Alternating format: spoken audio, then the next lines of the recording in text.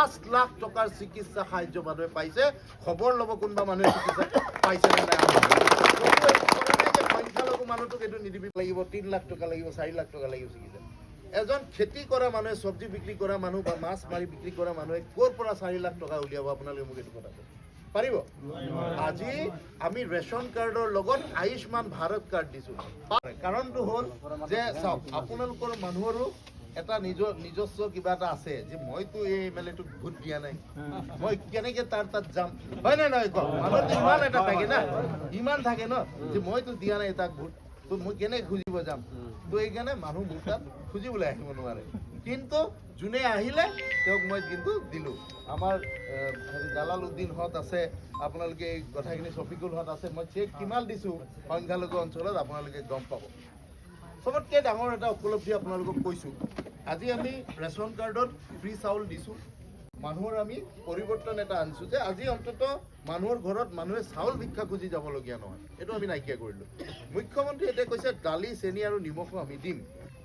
কিন্তু আপোনালোকৰ সমাজখনৰ কাৰণে বা আমাৰ চাহ জনগোষ্ঠী সমাজখনৰ কাৰণে চবতকৈ ডাঙৰ উপলব্ধিটো কি জানেনে? আপোনালোকৰ ঘৰত যেতিয়া এটা বেমাৰ হ'ব, ডাঙৰ বেমাৰ, ডক্টৰে ক'ব যে এইটো 1.5 লাখ টকা চিন্তা আমি কৰিছোঁ, এই কামখিনি কৰিছোঁ। কাৰ কাৰণে? এই সমাজখনক আগুৱাই লৈ যাব। আজি অসমৰ মুখ্যমন্ত্ৰীয়ে কৈছে অসম ভাৰতবৰ্ষৰ ভিতৰত শ্ৰেষ্ঠ ৰাজ্যলৈ ৰূপান্তৰিত। ভাৰতবৰ্ষৰ যদি ভাৰতবৰ্ষৰ ভিতৰতে শ্ৰেষ্ঠ ৰাজ্য কৰিবলৈ হয়, তেতিয়াহ'লে আপোনালোকৰ সমাজখনক কিন্তু আগুৱাই লৈ যাব লাগিব। এই পিছপৰা সমাজখনক আগুৱাই লৈ নগ'লে কিন্তু অসম কেতিয়াও আগুৱাই যাব নোৱাৰে, হয় নে নহয় কওক? তো আপোনালোকৰ সমাজখনৰ প্ৰতি দায়িত্ব দায়বদ্ধতা আমাৰ আছে, কিন্তু আপোনালোকতো অকণমান মৰম আৰু আশীৰ্বাদ আমাক কৰি দিব লাগে, যে আমাক অকণমান আশীৰ্বাদ আৰু মৰম কৰি আমি কিন্তু এই যে ভিক্ষা খুজিবলগীয়াটো আমি কিন্তু নাইকিয়া কৰি দিলোঁ আজি। এই কথাটো আপোনালোকে মানুহে কাৰো ঘৰত চাউল বিচাৰি নাহে। আহিলেও মই এদিন টেষ্ট কৰিলোঁ, আমাৰ ঘৰত আহিলে এজনে, মানে কিবা এটা সাহায্য হৈছে। মই ক'লোঁ ৰ'ব অলপ চাউল অলপ আপোনাক আনি দিলোঁ। তেওঁ ক'লে নাই নাই চাউল মোক নালাগে, মোক পইচা দিয়ক বুলি ক'লে। যে চাউল মইতো ৰেচন কাৰ্ডত পাই যাওঁ ফ্ৰী।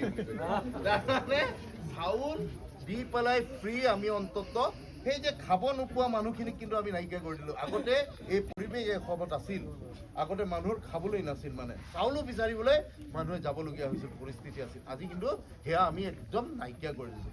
এই হৈছে ভাৰতীয় জনতা পাৰ্টীয়ে